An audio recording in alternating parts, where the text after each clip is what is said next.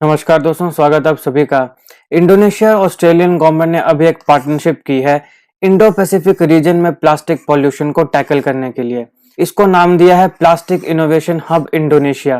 तो इस वीडियो में हम बात करेंगे कि क्या है ये प्लास्टिक इनोवेशन हब इंडोनेशिया और किस प्रकार से ये इंडो पैसिफिक रीजन में प्लास्टिक पॉल्यूशन को ट्रैक करेगा और कौन कौन से एंजाइम्स का यूज करके इसको डिग्रेड करेगा। तो आप इस वीडियो को अंत तक जरूर देखिएगा और अगर आप चैनल पर नए हो तो चैनल को सब्सक्राइब अवश्य कर लें।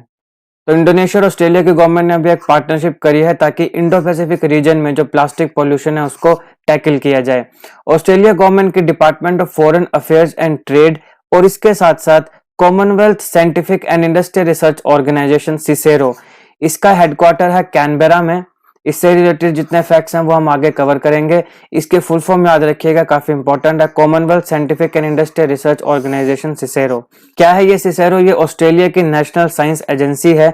9,40,790 यूएस डॉलर्स के साथ 1 मार्च को इन दोनों ऑर्गेनाइजेशंस ने plastic innovation hub Indonesian project को लॉन्च किया।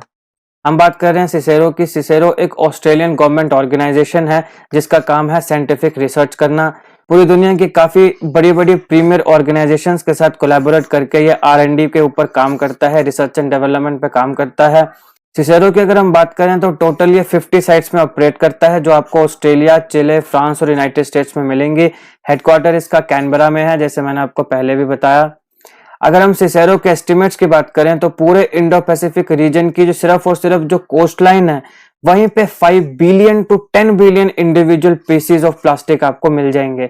सिर्फ और सिर्फ कोस्ट लाइन की बात कर रहे हैं दोस्तों। देखिए कितना प्लास्टिक पोल्यूशन हमने फैला चुके हैं हम इस एनवायरनमेंट में कि अगर हम सिर्फ कोस्ट लाइन की ही बात करें तो इसके एस्टिमेट के मुताबिक 5 से 10 बिलियन इंडिविजुअल जो पीसीज हैं प्लास्टिक के वो आपको सिर्फ इंडो पैसिफिक के कोस्ट लाइन में मिलेंगे। सिसेरो ने एक मिशन शुरू किया है एंडिंग प्लास्टिक वेस्ट मिशन और इसी मिशन के तहत ये इस प्रोजेक्ट को अंजाम दे रहा है। इस मिशन का एम है to reduce plastic waste that is entering the environment by 80% by 2030, यानी कि 2030 तक जितना भी प्लास्टिक पॉल्यूशन हमारे एनवायरनमेंट में एंटर होता है उसको 80% तक कम किया जाए। इसके लिए सिसेरो ने इस मिशन की शुरुआत की है, एंडिंग प्लास्टिक वेस्ट मिशन, और इसी के अंडर इस प्रोजेक्ट की शुरुआत की गई है।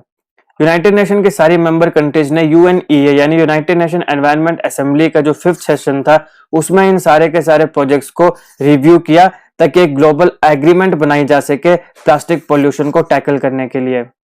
इस सेशन में एक बहुत इंपॉर्टेंट चीज हुई है, ग्लोबल प्लास्टिक ट्रीटी। इसके ऊपर भी अभी बात चली है। 2 साल के लिए इसको मेंबर कंट्रीज के बीच में रखा जाएगा।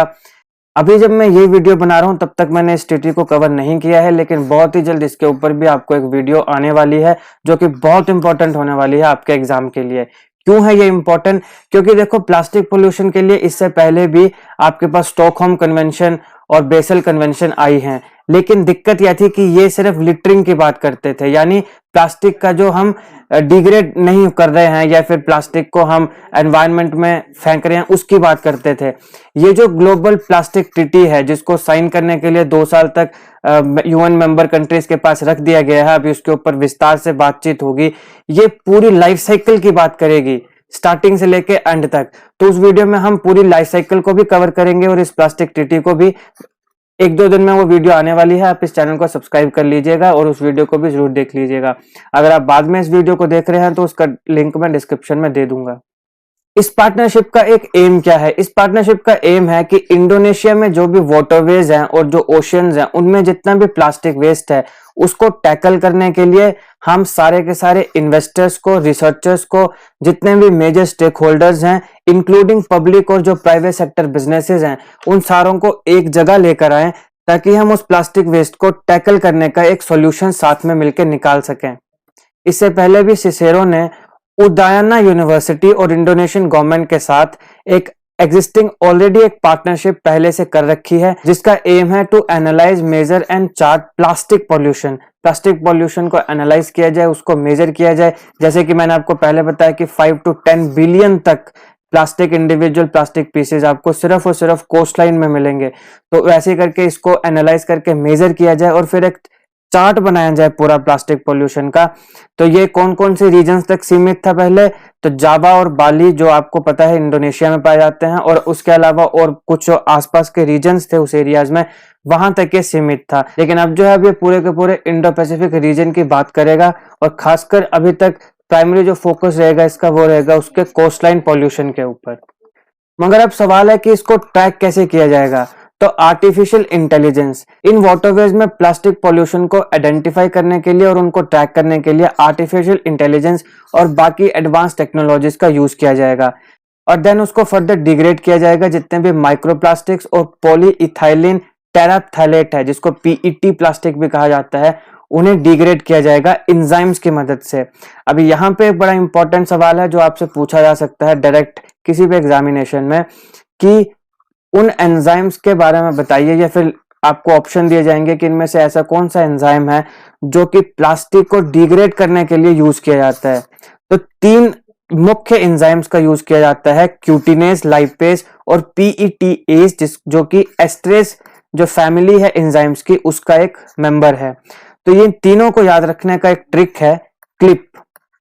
तो क्लिप इस ट्रिक से आप याद रखें, सी से आएगा क्यूटिनेस, एल से आएगा लाइपेज और पी से आएगा पीईटीएज, जो कि एस्ट्रेस जो फैमिली है एंजाइम्स की उसका पार्ट है। इसी प्रकार के और अगर आप जीके ट्रिक्स देखना चाहते हैं तो मेरी प्लेलिस्ट में जाइए जीके ट्रिक, वहां पे आपको काफी ट्रिक्स मिल जाएंगे। लिंक मैं वीडियो के डिस्क्रिप्शन में भी दे दूंगा और आप चैनल में जाके भी चेक कर सकते हैं। ये था प्लास्टिक इनोवेशन हब इंडोनेशिया से जुड़े सारे इंपॉर्टेंट जीके फैक्ट्स जो आपके एग्जामिनेशन के लिए इंपॉर्टेंट थे। अगर आपको वीडियो अच्छी लगी हो तो लाइक करिएगा, शेयर करिएगा, और ऐसे ही जीके वीडियोस के लिए अभी हमारा चैनल सब्सक्राइब करिएगा। Thank you for watching.